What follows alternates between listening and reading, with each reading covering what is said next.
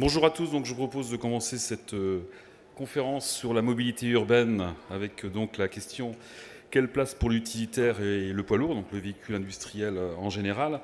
Nous l'avons vu déjà à travers plusieurs conférences, le transport routier est en pleine mutation, à divers titres d'ailleurs, et en particulier dans l'urbain, d'où le thème de cette conférence. Les ZFE que beaucoup connaissent maintenant, les zones à faible émission, se multiplient en même temps que la transition énergétique, obligeant les acteurs de la filière à donc revoir leur feuille de route. Et justement, nous avons invité aujourd'hui certains acteurs de la filière, du transport routier et du véhicule industriel, justement à intervenir sur ce thème. Et je vous propose de commencer par la partie, on va dire, transporteur, avec les fédérations. Nous avons donc Jérôme Douy, délégué à la logistique urbaine TLF, et Jean-Yves Gauthier, président de la commission logistique FNTR, Jean-Yves avec la double casquette bien sûr de transporteur et d'expérience dans le transport routier. Je vais commencer avec vous Jérôme. Il y a déjà donc, on en avait parlé en préparant cette conférence, la nécessité d'avoir des outils en fait pour pouvoir avancer dans la logistique urbaine entre autres. Et il y a déjà donc un outil qui est le manifeste qui a été donc organisé, on va dire, élaboré par TLF. On peut en dire deux mots en introduction. Bien, écoutez, merci en tout cas de cette invitation déjà sur cette thématique. Et c'est une thématique effectivement qui nous a animés déjà depuis plusieurs mois au sein de l'Union TLF parce qu'elle est déjà inscrite depuis, on va dire, pour se donner des périmètres de temps, depuis 5 ans, même si bien sûr la logistique urbaine, c'est un sujet qu'on a en tête depuis déjà une bonne vingtaine d'années, puisque bien sûr certaines collectivités se sont manifestées ou en tout cas, ont voulu s'intéresser et gérer ce problème de la logistique urbaine au sein de leur territoire. Ce que l'on constate, et pour se donner cette échelle de temps, c'est qu'en 5 ans, finalement, il y a eu un petit coup d'accélérateur. Alors, on reviendra peut-être dessus après. Ce qui nous a poussé, alors, parce qu'il y a eu des réglementations qui se sont mises en place, il y a eu des réflexions, il y a eu aussi ces problématiques de réflexion à l'échelle du territoire sur la partie pollution, qui ont fait que les collectivités se sont investies véritablement sur ce sujet. Or, beaucoup de collectivités, en tout cas c'est le constat qu'on a fait au travers des échanges qu'on a avec elles sur l'échelle du territoire, c'est qu'elles ont finalement peu de recul ou peu de connaissances véritablement de qu'est-ce que la logistique urbaine. On la mélange, à partir du moment où on transporte un colis, on considère qu'on fait de la logistique urbaine. Mais finalement, la logistique urbaine, il y a énormément d'usages en matière de logistique urbaine.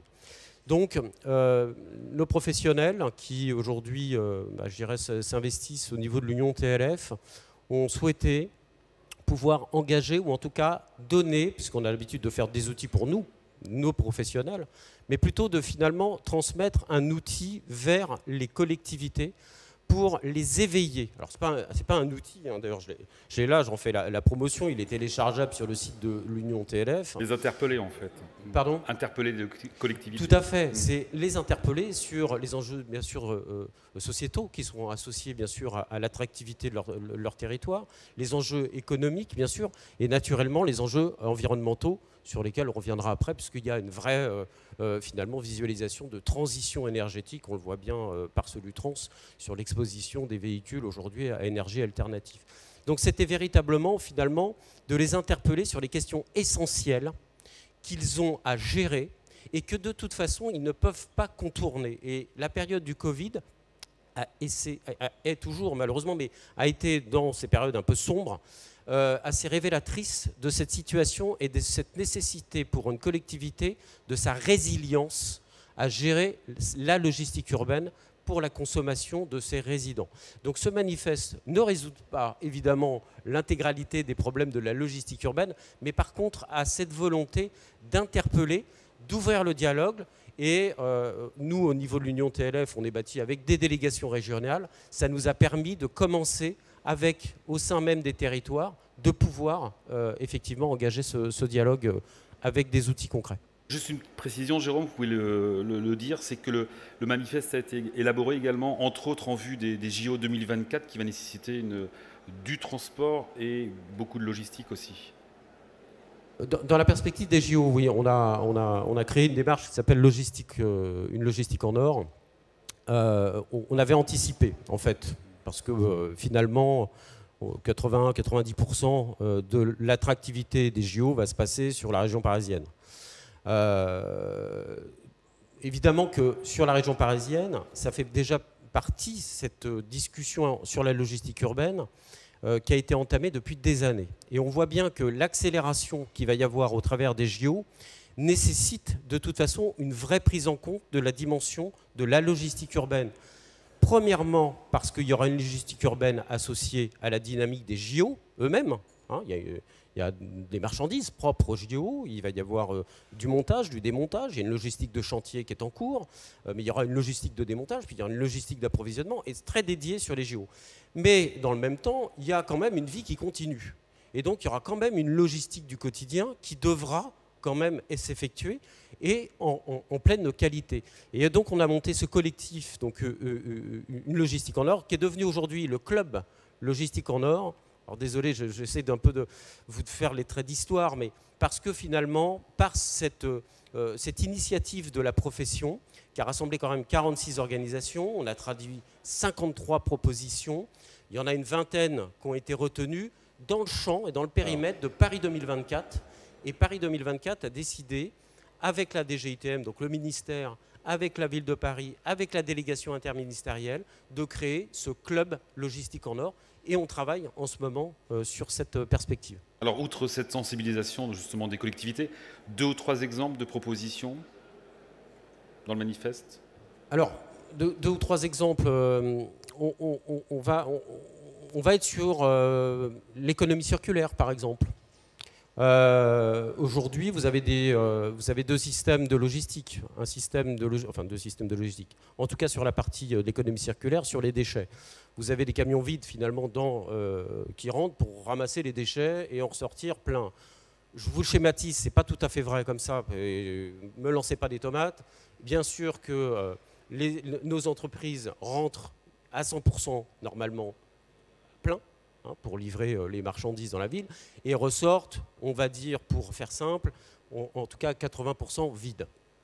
C'est pas toujours vrai, des fois ils repartent 100% plein, mais bon, on a essayé de traduire un peu ça pour dire ça ne marchera pas complètement, c'est pas la solution non plus, mais pourquoi ne pas réfléchir aussi à intégrer les transporteurs dans ce cercle d'économie circulaire avec des déchets, et pas tous les déchets, des déchets qui correspondent notamment aux 5 flux, et en particulier le carton, le papier, pourquoi pas le verre, et des déchets qui potentiellement pourraient très bien revenir et ressortir, et le transporteur aurait cette capacité à s'intégrer dans ces chaînes d'économie circulaire, puisque la gestion des déchets de demain est une vraie problématique des collectivités à terme, en tout cas dans les 5 prochaines années. Là. Donc une réorganisation logistique, on le comprend, donc nécessaire, mais quelle est la place des véhicules, justement, du poids lourd, l'utilitaire dans cette logistique urbaine? Il y a une évolution?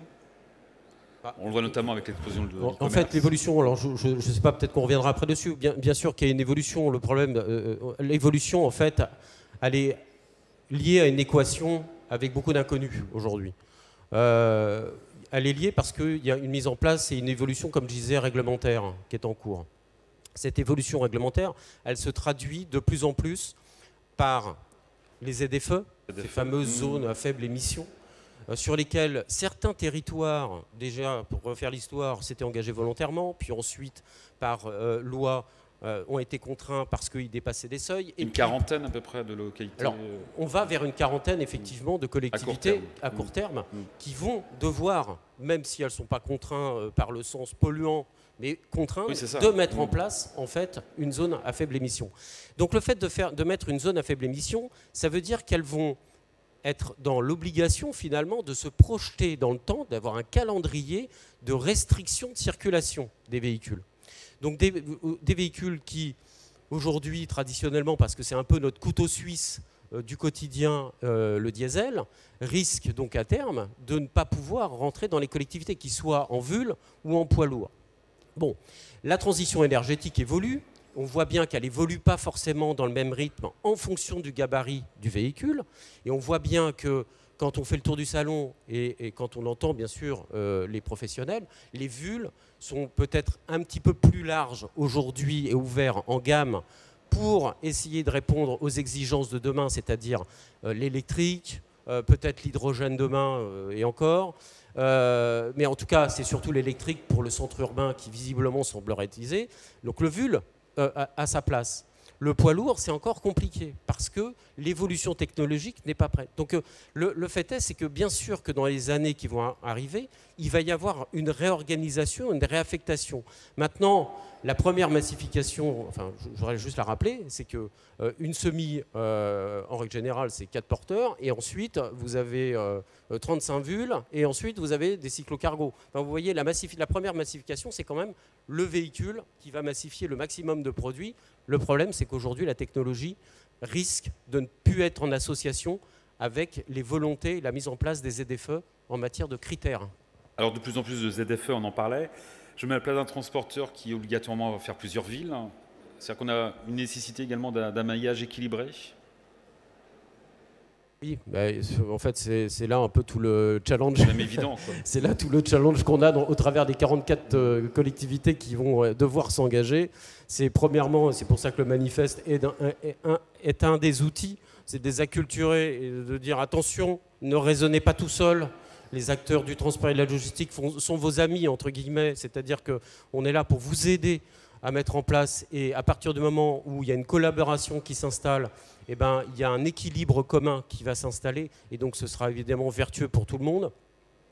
Et aujourd'hui, on voit bien que certaines collectivités, à une échelle où vous voyez bien qu'il n'y a que quelques ZFE qui se mettent en place, les calendriers ne sont pas les mêmes, les approches ne sont pas les mêmes, les volontés politiques ne sont pas les mêmes. Donc on s'imagine si les 44 collectivités qui vont d'ici 2025 s'adosser à des ZFE et qui parfois le font à reculons parce que contraints par la loi et quelque part ne le font pas forcément d'une manière très ouverte en se disant je vais résoudre mes problèmes de pollution, j'en ai pas, mais par contre je suis obligé de mettre en place une ZFE. Donc le problème c'est à quel niveau on va être intégré, quelle va être leur volonté de mettre en place justement une disparition d'un certain nombre de critères et n'avoir que des véhicules, évidemment, énergie alternative. Donc, en l'occurrence, dans les 5 prochaines années, ça va être quand même beaucoup l'électrique et le gaz, mais beaucoup l'électrique sur le devant de la scène si on est sur les pastilles vertes. Et donc, à notre échelle, on essaye, par les territoires, nous-mêmes, de créer des outils en interne pour accompagner nos délégations régionales, pour qu'elles aient les meilleures clés d'information, de discussion et d'échange lorsqu'il y a les concertations qui s'installent. Et ça commence. Juste un dernier mot sur les ZFM, je pense qu'on en parlera juste après également, avec des contradictions, beaucoup de contradictions, une cartographie qui date, je crois, de 2015. On prend par exemple l'exemple du B100, donc le biocarburant, qui n'est pas du tout considéré puisqu'il est encore en critère 2 au lieu d'un critère 1, donc concernant la vignette. Vous souhaiteriez plus des critères intermédiaires, c'est ce que vous me disiez en préparant cette conférence ? Oui, c'est ce qu'on est logique. En fait, le problème, c'est que maintenant, on est à plusieurs échelles. Vous avez l'échelle gouvernementale qui a décidé à un moment donné. Puis après, vous avez l'échelle territoriale. Donc déjà, il faut qu'il y ait une discussion qui s'installe entre ces deux niveaux d'échelle, et ce n'est pas forcément évident. Le fait est, c'est qu'effectivement, les vignettes critères, elles se sont instaurées il y a maintenant plus de 5 ans, dans une dimension, dans un cadre sur lequel tous les carburants et les biocarburants n'étaient pas forcément présents ou à disposition. Depuis 5 ans, comme je vous l'ai dit tout à l'heure, ça s'accélère vite. Et manifestement, la réglementation a du mal à suivre. Et malgré tout, les collectivités sont contraintes d'utiliser finalement le système qui est la vignette critère et qui est déjà obsolète finalement par rapport à tout un tas de nouvelles technologies ou de biocarburants qui sont tout à fait performants pour pouvoir rentrer dans cette échelle de virtuosité. Donc ce qu'on demande, c'est que au-delà, bien sûr du critère 2, mais d'avoir finalement à partir du critère 1, un critère 1 bis, on va dire, qui pourrait intégrer effectivement les carburants comme l'oléo 100, les biocarburants, certains biocarburants, les diesel, etc. Et pourquoi pas Euro 7, ça, on essaie de porter ça, quand il aura évidemment, il sera sorti et qu'il aura démontré donc, sa virtuosité. Jean-Yves Gauthier, alors vous avez la double casquette, président de la commission logistique FNTR. On vous connaît bien sûr comme transporteur. Vous êtes actuellement président de Gauthier Fret Solutions. Les ZFE, vous y travaillez, notamment sur 2 secteurs, c'est Rennes et Vannes, je crois. Je parlais de contradictions. Alors je ne parle pas des pistes cyclables qui empêchent bien sûr les livraisons ou encore les horaires. Il y a encore du travail, je crois. Oui, donc bonjour à tous. Notre métier, nous, c'est la messagerie, c'est de livrer dans tout le département et particulièrement dans les villes. Bon, on voit que les villes, la population continue d'augmenter et les conditions de circulation se compliquent puisque quand on est à 2 voies, on passe à 1 voie et on fait en sorte que la circulation des voitures soit plus difficile pour que les gens décident d'emprunter d'autres moyens de circulation. Et nous, il faut qu'on s'inscrive là-dedans. Et donc c'est vrai que c'est complexe.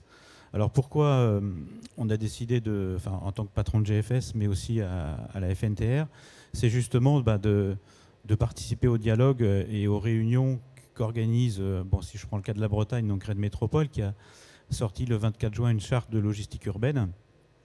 Et donc Vannes qui s'y met aussi et qui a décidé au 1er janvier 2022 d'organiser un peu les flux de marchandises. Alors ça se fait sous forme de... Forcément, quand on a Rennes Métropole à gérer ou Vannes, ce n'est pas du tout les mêmes tailles de ville. Il y en a une qui fait 55-60 000 habitants et l'autre qui en fait 250 000. Et sur la métropole, c'est encore plus. Et donc, c'est pour essayer de parler de notre métier, de nos difficultés, de faire en sorte qu'il n'y ait pas des décisions prises et qui soient contraires à la possibilité de livrer, d'expliquer qu'est-ce qu'est notre métier aussi. Et donc j'ai eu l'occasion, par exemple à Vannes, qui avait organisé une réunion avec les opérateurs. Les opérateurs, c'est des transporteurs, mais aussi des grossistes, qui vont aller des produits frais à la boisson, en passant par la messagerie. Et donc de nous demander d'expliquer comment déjà ça se passait, faire le constat. Et forcément, quand on fait le constat, c'est important parce que autour de la table, dans la salle, il y avait c'était pas un transporteur, c'était un grossiste qui livrait de la viande pendue. Forcément que quand on livre de la viande pendue, on ne se gare pas à 150 mètres de la boucherie. Après, il y avait un brasseur qui devait livrer une grande brasserie sur le port et qui a des 2-3 tonnes à livrer, à descendre au sous-sol, et le temps de livraison dure 1 heure. Donc c'était bien aussi que la mairie, les gens de la mairie entendent en quoi ça consiste la livraison, parce que elles sont toutes différentes. Et puis, si je passe les produits frais, avec le problème du groupe frigo qui peut faire du bruit, et puis les problèmes de température, pareil, s'il fait très chaud et qu'on doit se garer loin, au bout d'un moment, le surgelé, il a pris quelques degrés et ça pose problème. Donc voilà pourquoi... vous avez l'impression d'avancer quand même avec les réunions de travail on est dans la phase où ils nous ont écoutés. Après, c'est là que ça se complique. Parce que selon la composition des municipalités, s'il y a une forte dose verte et qui sont un petit peu autoritaires sur le système, là, ça se complique. Bon, même si c'est le cas à Rennes, parce que pour se faire élire, la maire PS de Rennes a été obligée de pacter avec les écologistes un peu radicaux. Bon, néanmoins, moi j'ai accès à la maire de Rennes et à son associé qui est responsable de la mobilité urbaine, mais ils écoutent quand même. Et puis on a aussi avec nous la CARSAT Bretagne, qui œuvrent, parce que moi ce que je dis c'est que nos chauffeurs ils sont pas là pour se promener, ils sont là pour livrer, et il faut aussi tenir compte de la pénibilité au travail. Pour moi l'exemple c'est pas Uber, c'est pas les gens qui sont sur des vélos, moi je préfère être dans un... Alors nous nos types de véhicules ce sont des 14 tonnes avec Aion, on travaille sur la pénibilité, donc on met des rideaux électriques ou pneumatiques, on fait en sorte que le travail du chauffeur soit le moins pénible possible, et donc il ne faut pas que par ces contraintes-là, on vient justement détériorer tout ce qu'on a fait. Et on a donc avec nous la CARSAT Bretagne, qui est bien consciente de ça et qui a un regard aussi là-dessus, et c'est bien qu'elle travaille là-dessus. Quelque part, chacun veut faire sa ZFE, en fait. Même Vannes qui n'est pas obligé de le faire. Comme on disait tout à l'heure, ils ont des obligations européennes de créer des zones ZFE. Vannes, je ne crois pas, si. Vannes aussi. Vannes, non. Vannes, non, il n'est pas dans les critères de taille de ces 150 000 habitants, je crois, pour créer la ZEDFE, mais fait en sorte, on a tous envie aujourd'hui forcément de vivre dans un univers propre, de tenir compte de la voiture, de gérer tout ça. Il y a l'obligation, puis après il y a la tendance. Et donc Vannes, qui est une ville très agréable, tient compte de ça. Mais donc des fois ils envoient ces missions sur des gens qui font pas ça tous les jours. Tout à l'heure je vous entendais parler des Jeux Olympiques de Paris. Juste pour info, quand la ville de Londres a organisé les Jeux Olympiques, donc il y avait 2 phases dans les Jeux Olympiques, la préparation et quand il y a les Jeux Olympiques. Et ils avaient confié cette mission-là à DHL en disant, nous, ville de Londres, on n'est pas des experts en logistique, on va sous-traiter ça à DHL qui a organisé tous ces flux-là d'entrée avec coordonner tous les mouvements d'entrée, parce que si on ne les coordonne pas, il y a les camions peuvent arriver tous en même temps et donc organiser tout ça. Ça, c'est une aparté, mais voilà. Je vais parler maintenant des véhicules, parce que c'est des véhicules. Est-ce qu'on va donc bien sûr venir à la transition énergétique via les véhicules? Est-ce qu'aujourd'hui, vous en tant que transporteur et donc président de la commission logistique de la FNTR, vous pensez qu'il y a vraiment sur le marché les véhicules adéquats pour le milieu urbain en tout cas, donc pour l'instant?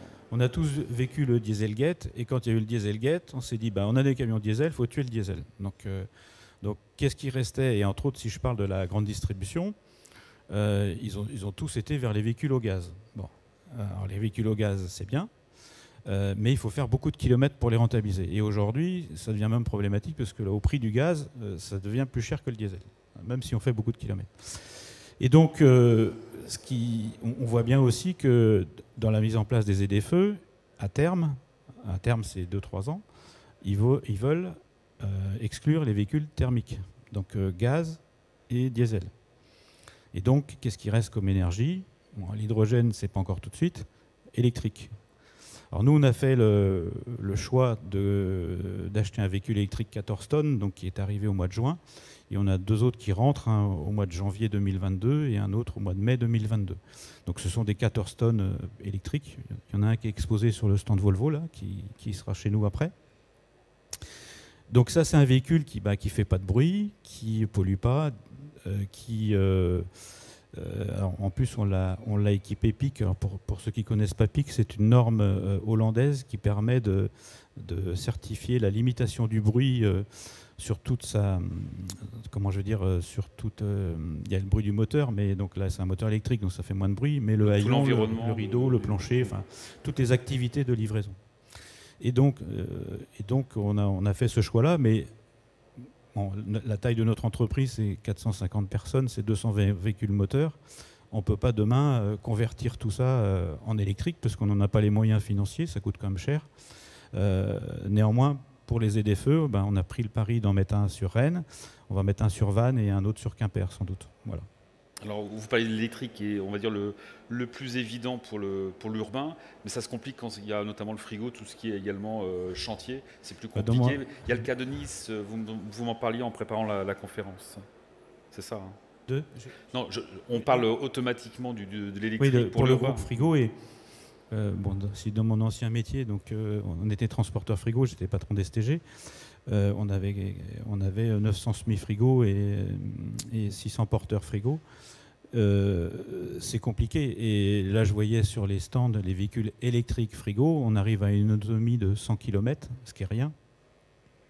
Et donc, c'est quand même problématique. Donc, le camion peut livrer 1 ou 2 points de livraison, mais c'est tout, quoi. Donc, l'électrique en frigo, c'est vraiment un petit usage pour le moment, quoi. Compliqué.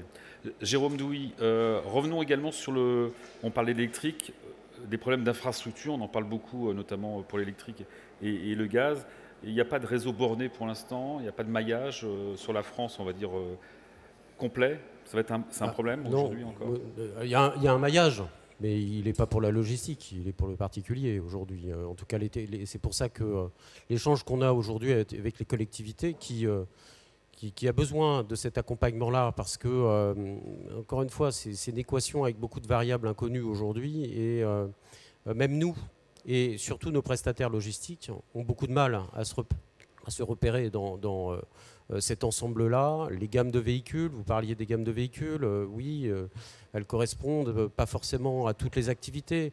On parle, c'est des généralités que je vous dis là, mais on part d'un couteau suisse qui était un camion diesel qui pouvait tout faire, à en fait des usages, des véhicules qui vont correspondre à des usages. Donc ça veut dire que pour des entreprises qui ont une centaine de véhicules avec des usages transport différents ou des territoires différents, vous êtes en Rhône-Alpes, vous pouvez très bien dans la même journée avoir une livraison en station, donc en montagne, sur Grenoble et finir votre journée sur Lyon. C'est pas possible avec un véhicule, en tout cas électrique aujourd'hui, peut-être un peu moins au gaz parce qu'il y a plus de contraintes, en tout cas pour les puissances moteurs, etc., pour la partie montagne. Enfin, je veux dire qu'aujourd'hui, on sort de ce modèle finalement d'usage pour aller vers des nouveaux modèles qui, donc malgré tout, nous obligent parce qu'il y a des réglementations qui sont en train de s'installer et sur lesquelles les entreprises sont en train justement de réfléchir à comment est-ce qu'elles vont pouvoir mixer leur parc et donc réaffecter leur usage en fonction des territoires. Si vous avez des territoires qui ont fait le choix de l'hydrogène, parce qu'il y en a aujourd'hui qui disent l'hydrogène c'est l'avenir, d'accord, on va installer plein de stations d'hydrogène, très bien, on n'a pas de véhicules. Donc on peut toujours y réfléchir et vous pouvez les mettre dès demain en place, on n'a pas de véhicules pour offrir le service. Donc ça ne sert à rien qu'il y ait aussi cette mixité d'énergie qui part un peu dans tous les sens. Et nous, ce qu'on demande aujourd'hui, ce n'est pas un peu le rôle régalien de l'État, mais c'est peut-être aussi son rôle d'acculturer à son niveau les collectivités, pour pourquoi pas imaginer une sorte de schéma directeur aussi. On a bien un schéma directeur au sens plus global, européen, etc. Pourquoi pas avoir un peu un schéma directeur au niveau des territoires pour les inviter à aller vers, évidemment, une mise en place de bornes d'avitaillement qui soient en toute logique avec aujourd'hui l'état des lieux et l'accessibilité, la maturité des énergies qui sont à disposition des transporteurs. Vous allez avoir aussi des aides aujourd'hui qui sont différenciées. Des aides financières d'accompagnement sont complètement différentes quand vous passez d'un territoire à un autre. C'est limite de la distorsion de concurrence finalement, parce que vous avez à quelques kilomètres un territoire qui vous donne 3 000 € pour investir dans votre camion gaz, et puis dans 10 km plus loin, vous n'y avez pas le droit, parce que ce n'est pas le choix qu'ils ont fait. Je veux dire, il y a des incohérences qui sont en train de s'installer. Donc on travaille avec le ministère et la DGEC pour casser un peu ce « non, non, non, non, on ne va pas vers les régions, c'est leur responsabilité », pour essayer quand même aussi de leur donner ce rôle, de les accompagner, de les conseiller, pas forcément de leur donner des directives, mais de les conseiller. Je rappelle quand même que le ministère a lancé une task force depuis des mois, nous a fait travailler quasiment quotidiennement sur cette task force pour en faire finalement une sorte de contrat d'objectif. Bon, ça a été un peu ralenti, il va sortir de terre, mais ça a été au moins le mérite de mettre autour de la table les transporteurs, les énergéticiens, et puis les constructeurs, et il en ressort des choses intéressantes. Mais il ne faut pas que ça reste dans une boîte. Il faut que ce soit justement mis à disposition des collectivités pour leur faire comprendre que ce n'est pas parce que ça fait du bien à entendre que demain, il n'y aura que des véhicules électriques dans une ville qui vont tourner et qu'il n'y aura plus de pollution, que tous les maux sont résolus. Il y a effectivement toute notre logistique qui n'arrivera pas à suivre. Donc le risque sur lequel on va se... Pardon, vous me coupez si je vais trop dans le... Pour l'instant, ça va. Vous avez le droit. Mais le risque, c'est qu'à un moment donné, qui contrôle? Comment ils vont contrôler tout ça? Parce que c'est dans pas longtemps, parce que certaines, c'est en 2024. Ils vont être obligés d'étendre le calendrier, parce qu'un camion de distribution, ça dure 10-15 ans. Donc on ne peut pas dire aujourd'hui j'achète un camion gaz, puis dans 5 ans je ne peux plus m'en servir parce qu'il ne faut plus que ce soit les véhicules thermiques. Donc ça c'est le premier sujet. Et puis, comment je veux dire, non, on va être obligé d'étendre le calendrier. D'une part, l'hydrogène, on sait très bien que ça va arriver dans un moment, et entre les deux, il faut gérer. Donc l'électrique ne pourra pas prendre le relais complètement du moteur diesel. Et puis voilà, ça que je voulais dire sur Aujourd'hui, on se focalise sur les ZFE. Donc, si vous voulez une ville comme Rennes, la zone ZFE, c'est un rayon entre, je sais pas moi, de 3 km sur 1 km. Donc, c'est petit. Mais qu'est-ce qui se passe? C'est que comme on freine toute la circulation dans la ville, en fait, on met des bouchons sur tout le périph'. Donc, je ne suis pas sûr qu'au niveau de l'effet souhaité, ça soit efficace, parce qu'on crée plein de bouchons. Bouchons égale pollution. Voilà, donc ok, peut-être celui qui va marcher en ville de Rennes à pied, mais bon, l'air, ça se déplace avec.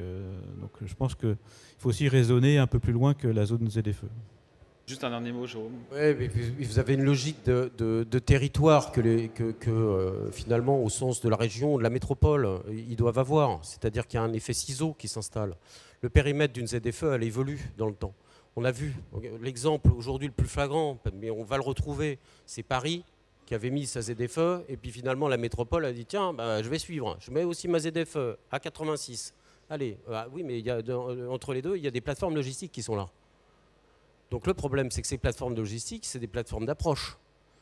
Alors, les plateformes d'approche, il faut les approvisionner.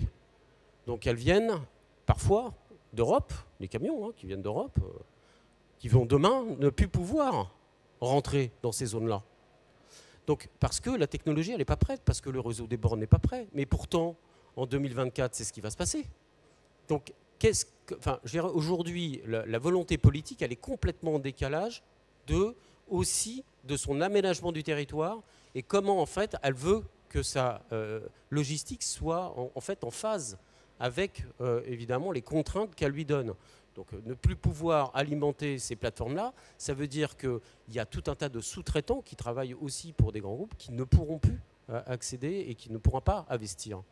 Alors vous parliez, l'autre effet, c'est que d'avoir plusieurs technologies pour pouvoir assumer son métier, ça coûte beaucoup plus cher. Donc finalement, à un moment donné, ça va se trouver dans le portefeuille du consommateur, c'est clair. Alors, merci Jérôme et Jean-Yves. En tout cas, je vous invite à rejoindre la salle et on va demander justement aux constructeurs, entre autres, et équipementiers, de venir nous rejoindre pour parler un petit peu en termes de véhicules, ce qui existe sur le marché. J'invite donc Paul de Saxé, directeur véhicules utilitaires chez MAN France, à venir nous rejoindre. Julien Sonzini, directeur de la mobilité urbaine chez Renault Trucks. Vincent Allard, division manager automotive chez Dometic. Et Stéphane Spitz, directeur général chez BNP Paribas Rental Solutions, pour parler notamment de solutions, financement. Ça sera donc notre dernière partie. Alors, on parlait sur le marché de véhicules électriques, véhicules gaz pour l'urbain.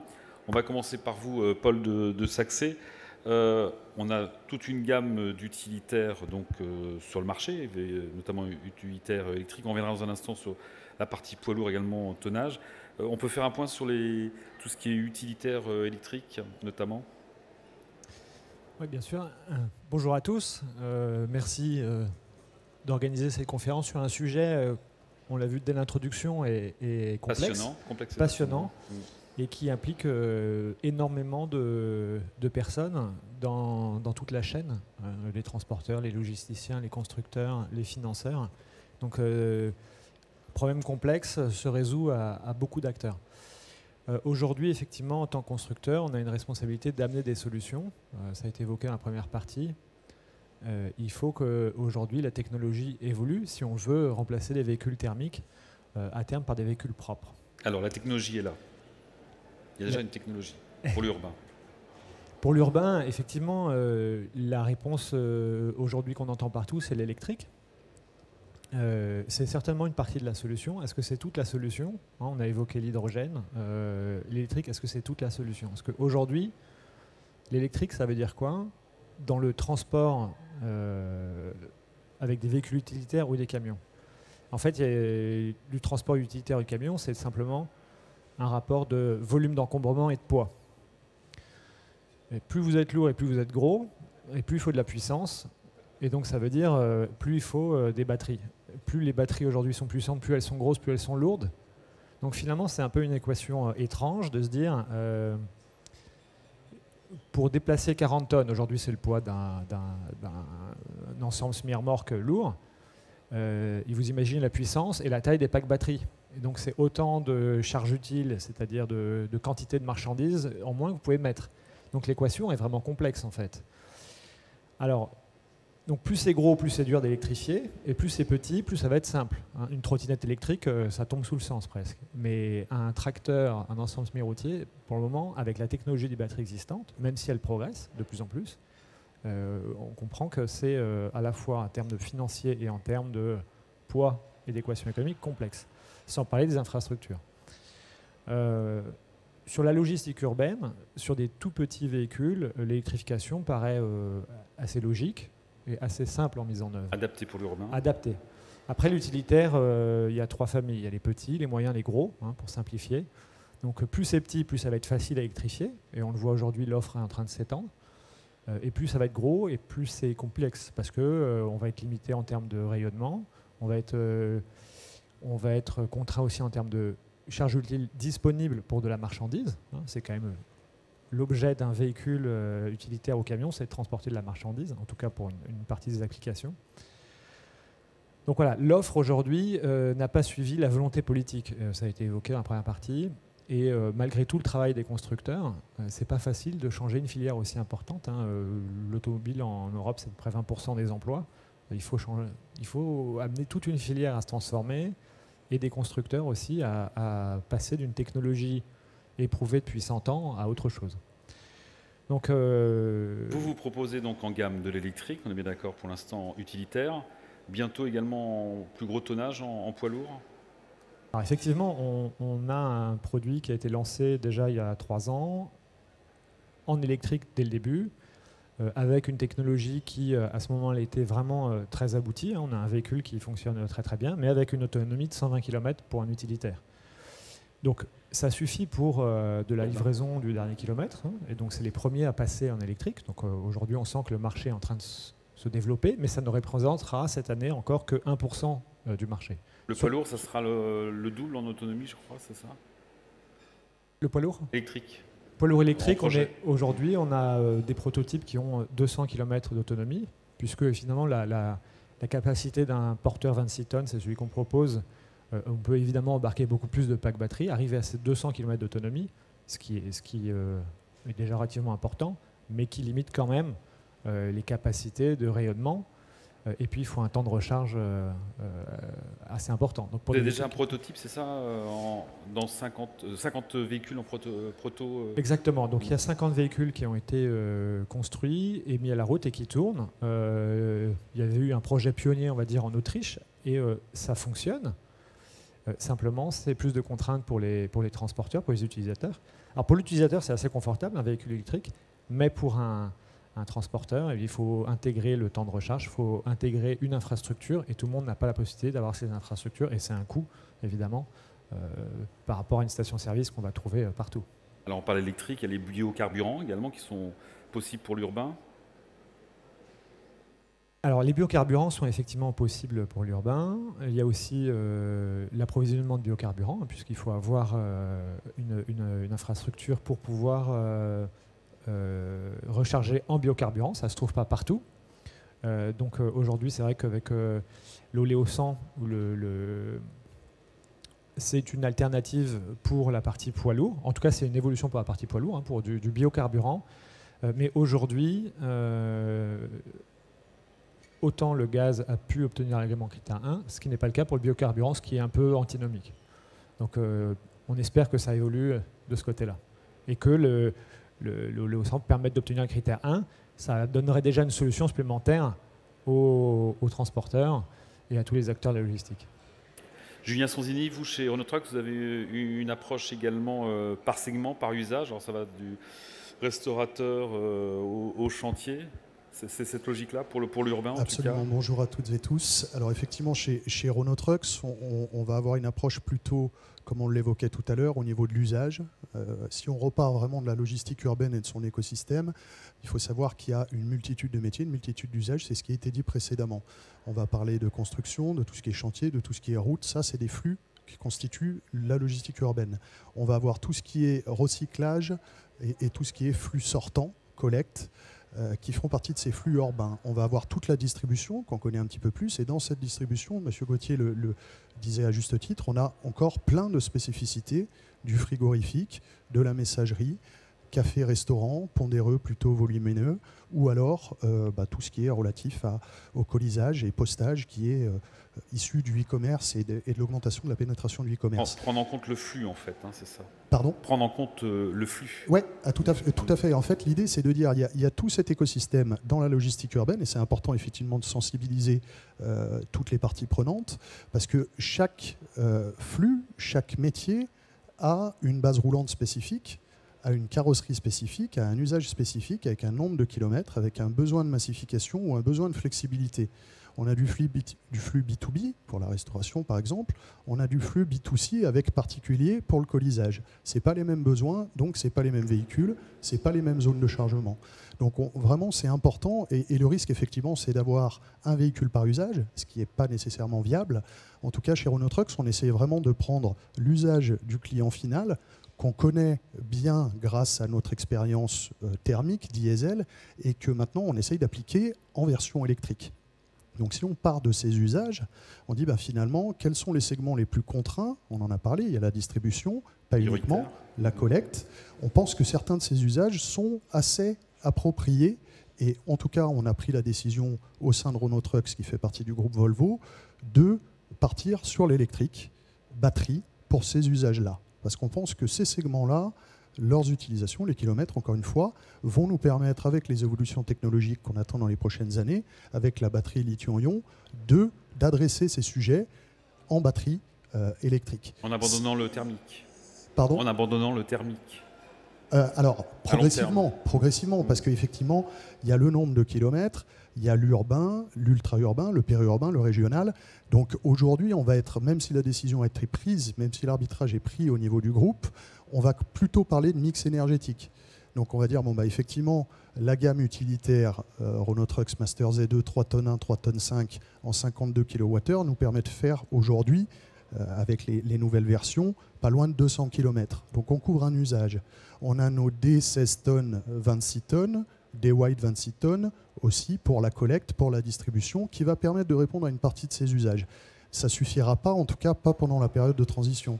C'est-à-dire que quand on va adresser le périurbain, le régional, le national, il va plutôt falloir qu'on parle de mix énergétique avec potentiellement de la batterie sur certains usages, peut-être du biocarburant sur d'autres en approche, et à terme de l'hydrogène, puisque c'est aussi la décision qui a été prise entre le groupe Volvo, dont fait partie Renault Trucks, et le groupe Daimler, de travailler sur des solutions grands routiers à l'hydrogène.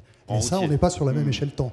On est plutôt sur 2030 que 2023. Quoi, hein. Et avec une accélération en raison de la multiplication également du nombre de ZFE, ce qu'on disait tout à l'heure. Alors tout à fait, les enjeux principaux, on les a évoqués en introduction. On a la décarbonation, qui est l'enjeu clé.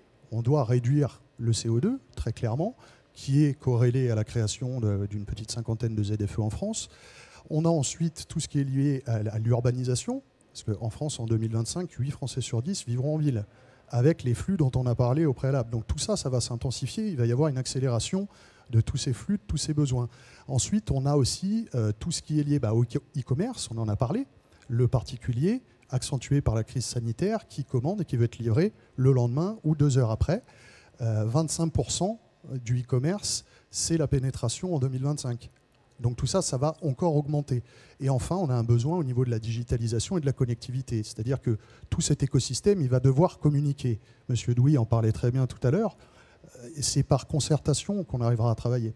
Parce que cet écosystème, les différents métiers, les différentes infrastructures, le véhicule, sa zone de chargement, c'est déjà très bien. Mais il va falloir que ça communique avec la ville, avec les places de stationnement, avec les bornes de recharge, pour notamment gérer pour l'électrique le smart charging. Donc il y a beaucoup de travail.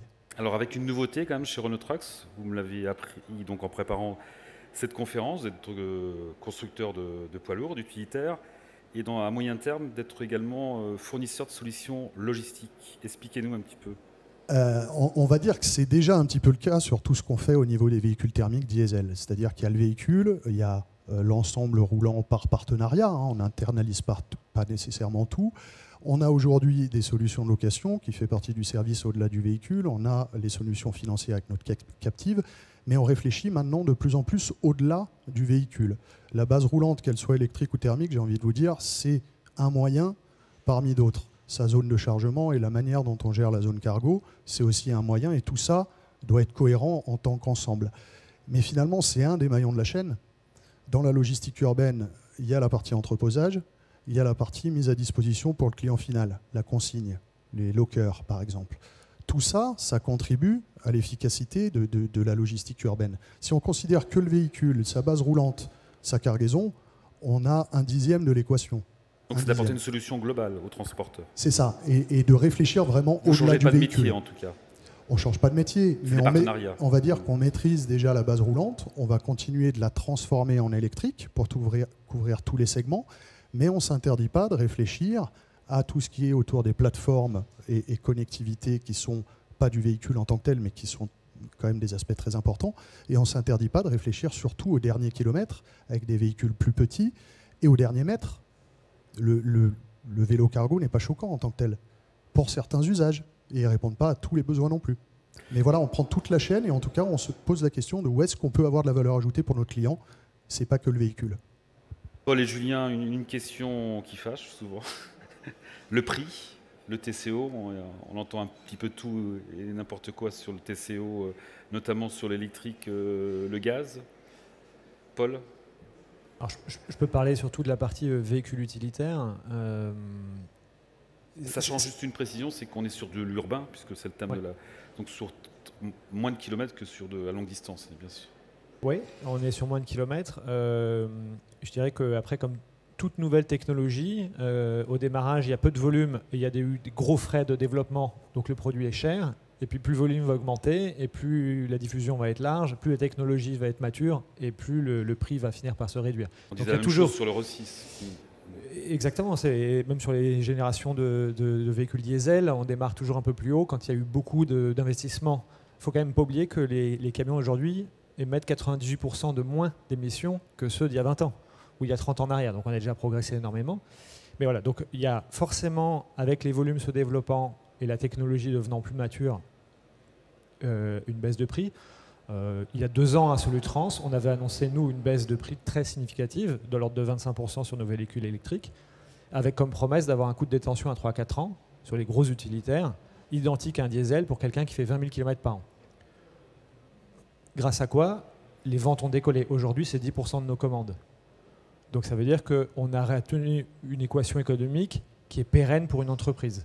Un plein, ça vaut 2 ou 3 euros si c'est fait chez soi avec une borne de recharge, par exemple de nuit. Je ne parle pas d'un superchargeur.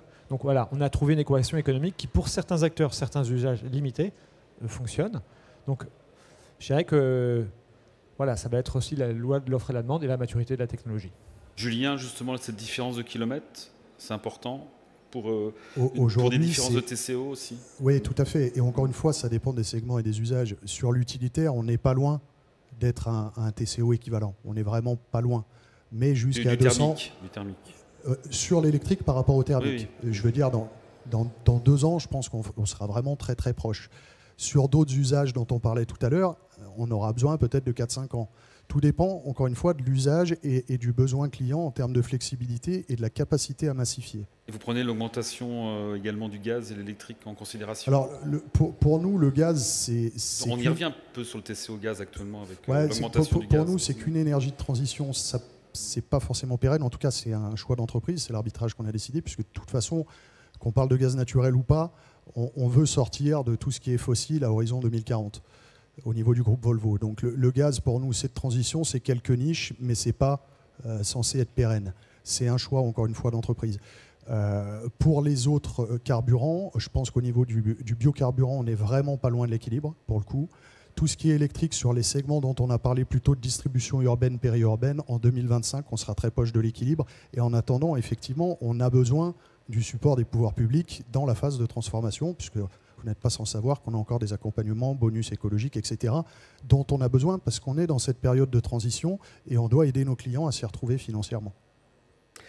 Vincent Allard, on va parler un petit peu plus des équipements, on va dire, parce qu'il n'y a pas uniquement, on le voyait ce matin notamment sur l'une des conférences, il n'y a pas uniquement que le véhicule qui en lui-même, on parle de châssis, même si il est modifié, notamment avec l'arrivée de l'électrique et le gaz, donc il change, mais il y a également tous les équipements.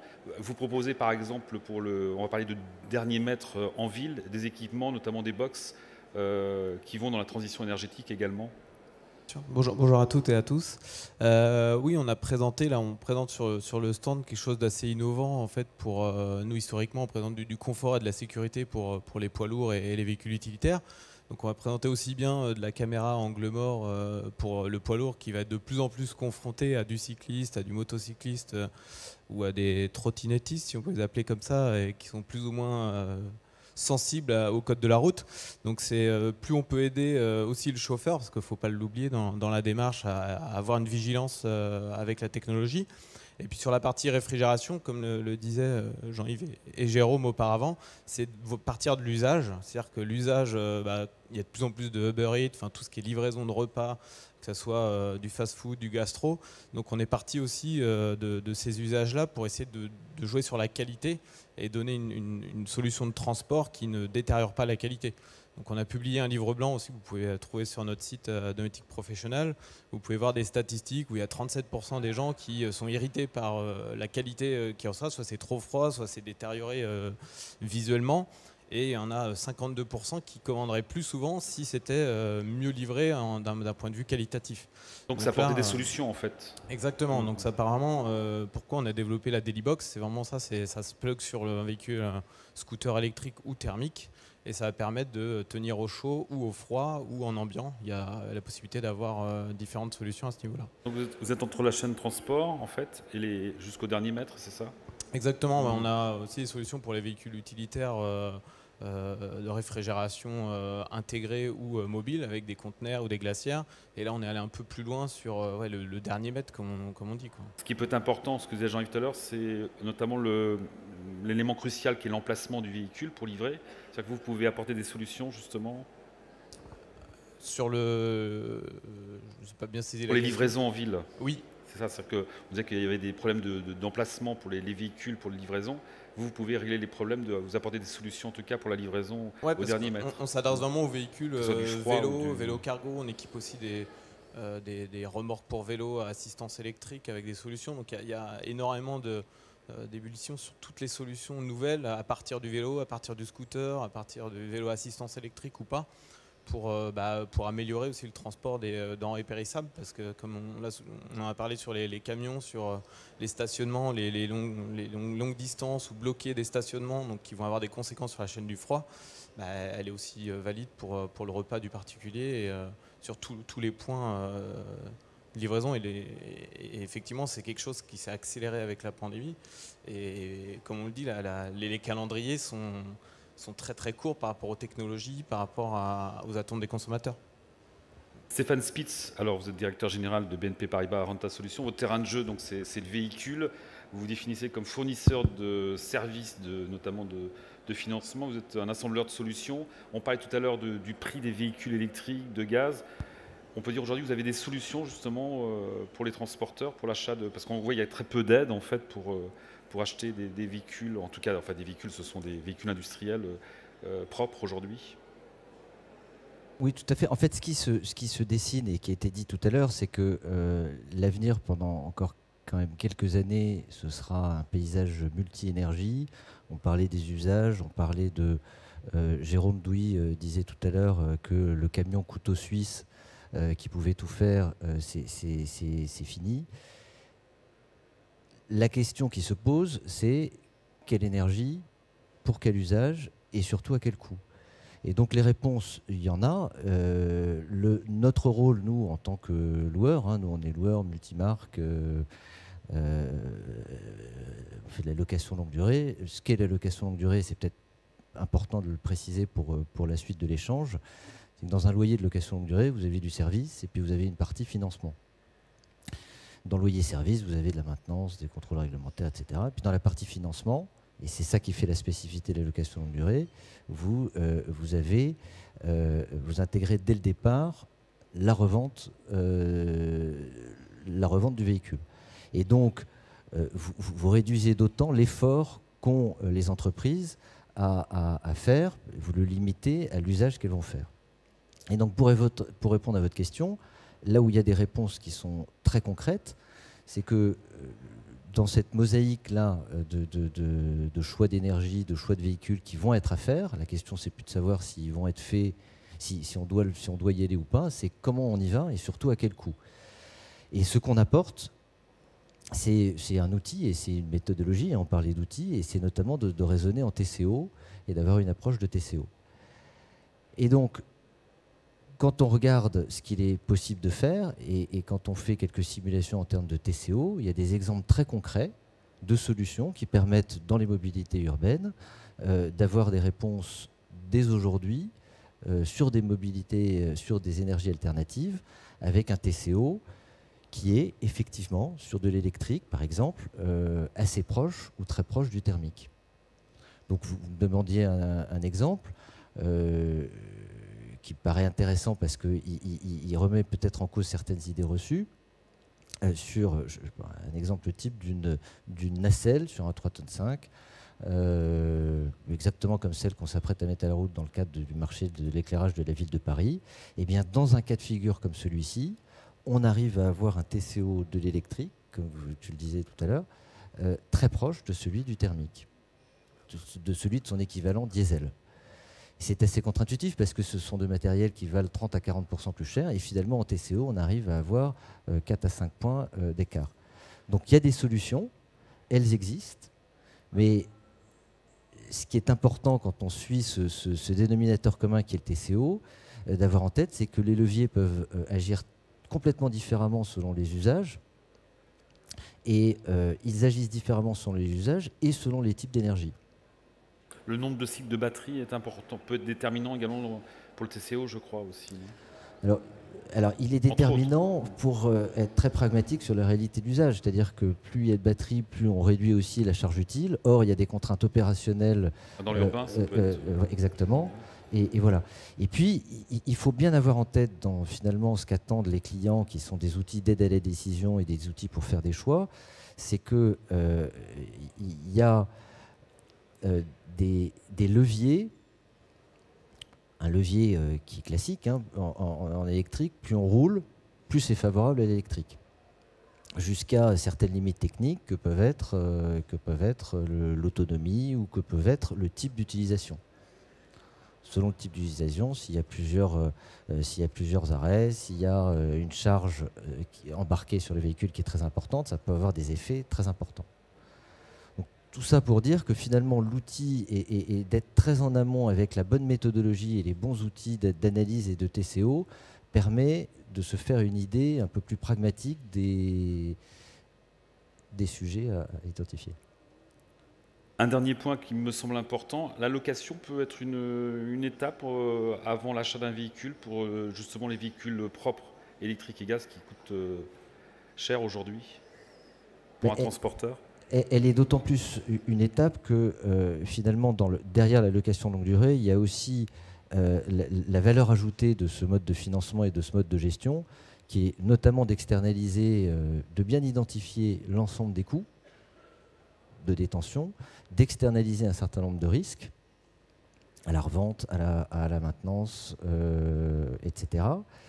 Et c'est déterminant parce que qui dit transition énergétique dit financement de cette transition énergétique. Il va falloir renouveler pour les clients un nombre significatif de véhicules. Ces véhicules coûtent nettement plus cher. Il va falloir aussi financer des infrastructures, on en parle peu, mais il y a des infrastructures, notamment la recharge, à financer. Et donc, effectivement, la location longue durée est un levier qui allège, par construction, en fait, parce qu'elle prend en compte la valeur d'usage, allège d'autant le poids des renouvellements. Donc, c'est effectivement une réponse pertinente et c'est pour ça aussi que la LLD, elle va en poupe. Avant de mettre le pied à l'étrier, comme on dit. Le temps passe vite. Si vous avez des questions, notamment concernant l'urbain et la transition énergétique, n'hésitez pas. Profitez-en. Les constructeurs sont ici. Il y a des questions? Oui, alors on va essayer de vous donner un micro, si je peux demander à une hôtesse.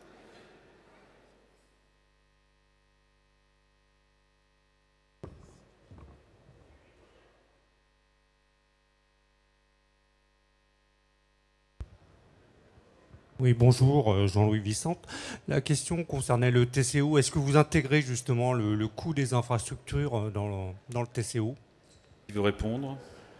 Ou allez-y, Stéphane. Alors, on peut aller jusqu'à intégrer le coût des infrastructures. Il y a plusieurs TCO, il y a plusieurs leviers dans le TCO.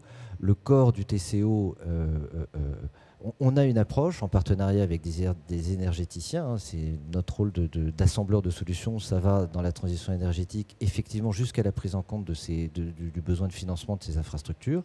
Et on a des accords avec des énergéticiens pour pouvoir intégrer ça. C'est toujours assez difficile parce que chaque cas est spécifique. Il peut y avoir du génie civil qui change complètement la donne.